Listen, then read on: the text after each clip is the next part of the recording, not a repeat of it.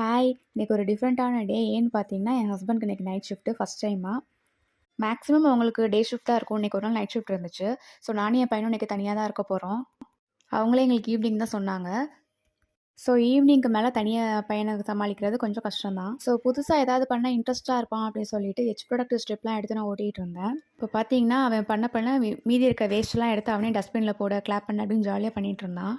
நான் பண்றத பார்த்துட்டு அவனும் அதே மாரி அத வந்து நல்லா தேய்ச்சு தேய்ச்சு விட்டுட்டு இருந்தான். அப்புறம் அந்த ஸ்டிக்கர் ஆணி அது எல்லாத்தையுமே நாங்க ஒட்டிட்டு இருந்தோம்.